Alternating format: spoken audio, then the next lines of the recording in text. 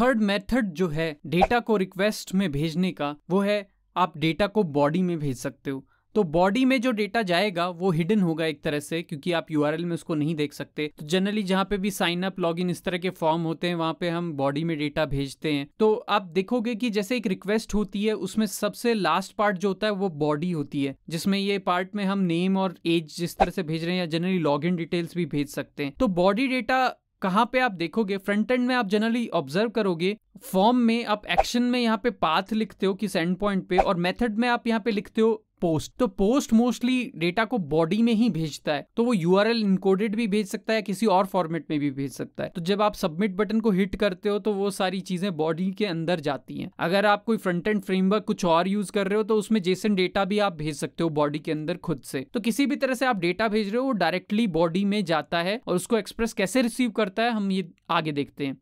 यहाँ पे सर्वर में हमने एक पोस्ट एंड पॉइंट यूज किया है। पोस्ट ही मोस्टली बॉडी डेटा के लिए यूज होता है। तो इसमें आप देखोगे पोस्ट एंड पॉइंट है, और यहाँ रिक्वेस्ट डॉट बॉडी हमको मिल गया है। डायरेक्टली ऐसी चीज अभी पॉसिबल नहीं है एक्सप्रेस में, क्योंकि अभी एक्सप्रेस डायरेक्टली बॉडी को पार्स नहीं करता है, यानी वो बॉडी वेरिएबल नहीं यूज करता है या उसको डायरेक्टली एक्सेस करता नहीं है, उसका कोड उसमें अवेलेबल नहीं है। तो ये चीज आपको एक एरर देगी, क्योंकि रिक्वेस्ट डॉट बॉडी में या तो आपको कुछ नहीं मिलेगा या एरर शो करेगा। तो इसके लिए हम एक स्पेशल मिडलवेयर यूज करते हैं जिसको हम बोलते हैं बॉडी पार्सर। तो अभी आपको ये बस रिक्वायर करना है, क्योंकि एक्सप्रेस इंस्टॉलेशन के साथ में आता है, तो इसको रिक्वायर करके आप मिडलवेयर को यूज कर सकते हो। इसके दो फॉर्मेट हैं, आप body parser dot URL encoded way में यूज कर सकते हो, जो कि मोस्टली फॉर्म डेटाज के लिए काम में आता है, जो HTML फॉर्म आप भर के भेजते हैं। दूसरा मेथड है जिसमें आप डॉट जेसन मेथड यूज करते हो बॉडी पार्सर पे। तो ये मोस्टली फ्रंट एंड फ्रेमवर्क्स जब जेसन डेटा भेजते हैं आपके पास जावास्क्रिप्ट में कन्वर्ट करके, तो उसको एक्सेस करने के काम आता है। तो मैंने यहाँ पे दोनों ही लगा दिए हैं। मोस्टली अगर आप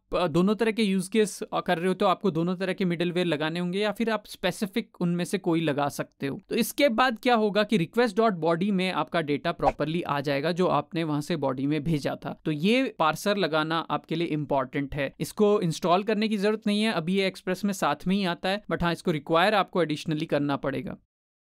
तो नेक्स्ट मेथड हम जो यूज कर रहे हैं वो है बॉडी, जिसमें डेटा भेज सकते हैं। उसके लिए हमको एक फॉर्म बनाना होगा, क्योंकि फॉर्म से ही हम इजीली डेटा भेज सकते हैं बॉडी में। तो फॉर्म में आप एक्शन में लिखते हो डेस्टिनेशन, तो वहां पे आप डेस्टिनेशन लिखते हो कि कहां पे आपको डेटा भेजना है। तो आपके सर्वर का कोई API एंड पॉइंट आपको यहां देना होगा, जैसे सपोज /person API अवेलेबल है, तो वहां पे आप डेटा भेज सकते हैं। नेक्स्ट है कि आपको कुछ इनपुट बॉक्स देने होंगे जिसमें कि आप वेरिएबल पास कर सकते हो। इसमें नेम देना जरूरी है, because name he body data को लेके जाएगा किसी तरह के वेरिएबल में। तो मैं नेम में नेम पुट कर रहा हूं, और ये अपने आप बॉडी का डेटा जो भी आप इस इनपुट बॉक्स में टाइप करोगे। अभी हमने बॉडी कहीं लिखा नहीं है किसी API में। अब नेक्स्ट एक और इनपुट बॉक्स में लगाता हूं, इसमें हम नंबर यूज कर रहे हैं। यहाँ पे मैं एक प्लेस होल्डर दे देता हूँ ताकि ये दिखने में थोड़ा सा क्लियर लगे कि कहाँ पे हमको नेम टाइप करना है, कहाँ पे एज। और लास्ट में हम एक सबमिट बटन पुट करेंगे ताकि ये दोनों वैल्यूज नेम और एज चली जाएं सर्वर के टारगेट पे। अब सबमिट बटन मैंने लिख दिया है, तो इसको रिफ्रेश करते हैं। सबसे पहले उस फाइल पे जाते हैं, पब्लिक में जो होस्टेड है, यहाँ एक फॉर्म आ गया है, तो इसमें आपको नेम लिखना है। तो मैं कोई नेम पुट कर देता हूँ और कोई एज यहाँ पे पुट कर देता हूँ। अब मैं सबमिट करूंगा तो आप देखोगे ये एक्चुअली में ये रिटर्न हो गया। अभी हमने कुछ लिखा नहीं था क्योंकि ये गेट रिक्वेस्ट चली गई है। ऊपर आप देखोगे तो क्वेरी स्ट्रिंग में चला गया डेटा, तो बाय डिफॉल्ट गेट रिक्वेस्ट होती है। इसको चेंज करने के लिए मैं पोस्ट मेथड यूज करूंगा। तो पोस्ट मेथड में ही मोस्टली हम बॉडी पास करते हैं। यहाँ पे गेट रिक्वेस्ट की तरह काम कर रहा था, तो यहाँ पे मेरे को गेट की जगह पोस्ट पुट करना होगा। तो अब आप देखोगे इसमें अगर मैं कुछ टाइप करता हूँ तो वो एक्चुअली में सेंड ही नहीं होगा, क्योंकि हमने अभी तक वो API क्रिएट ही नहीं की है। तो कैनॉट पोस्ट पर्सन, तो ऐसा नाम से कोई API है ही नहीं। तो मैं सबसे पहले वो API बनाता हूँ जो बॉडी डेटा को एक्सेस कर सके, और वो पोस्ट टाइप की API होगी। तो मैं कॉपी कर लेता हूँ एक API का स्ट्रक्चर और हम इसको पेस्ट कर देते हैं यहाँ पे। तो सर्वर में सबसे पहले पोस्ट होगा।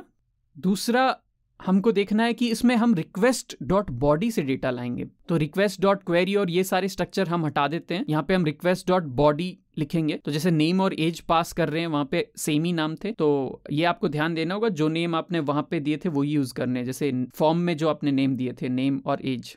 अब बॉडी डेटा को एक्सेस करने के लिए आपको एक मिडलवेयर यूज करना पड़ेगा, बॉडी पार्सर। तो ये एक्सप्रेस में अभी आता है करंटली, तो आपको इसको इंस्टॉल नहीं करना, लेकिन रिक्वायर करना पड़ेगा। तो आप बॉडी पार्सर रिक्वायर करके एक वेरिएबल में रिक्वायर कर सकते हैं। यहाँ पे मैंने कांस्टेंट बॉडी पार्सर एक लिखा है जिसमें मैंने रिक्वायर कर लिया existing body parser. Server restart कर सकते हैं, उससे पहले आपको इस मिडलवेयर को एक्चुअली में अप्लाई भी करना होगा। तो सर्वर स्टार्ट करने से मतलब नहीं है, सबसे पहले हमको इसको कहीं लगाना भी चाहिए। तो सर्वर डॉट यूज और यहाँ पे मैं बॉडी पार्सर में दो मेथड्स होते हैं। सबसे पहले मैं जेसन मेथड यूज करता हूं। अगर जेसन डेटा भेजा गया है जो कि मोस्टली एजिक्स रिक्वेस्ट में होता है तो बॉडी पार्सर जेसन काम आएगा। तो अभी इस केस में वो नहीं आएगा क्योंकि आप फॉर्म से डेटा भेज रहे हो जो कि जेसन नहीं होता है। तो एक बार ट्राई करते हैं कि ये मिडलवेयर काम किया या नहीं। वापस से फॉर्म में हम रीलोड करके सबमिट करते हैं, आप देखोगे एम्प्टी डेटा आया है। अब मैं सर्वर का बॉडी पार्सर का दूसरा मेथड सर्वर में पुट करता हूं। तो सर्वर मिडलवेयर में body parser dot URL encoded. तो यूआरएल इनकोडेड एक और मेथड है जो फॉर्म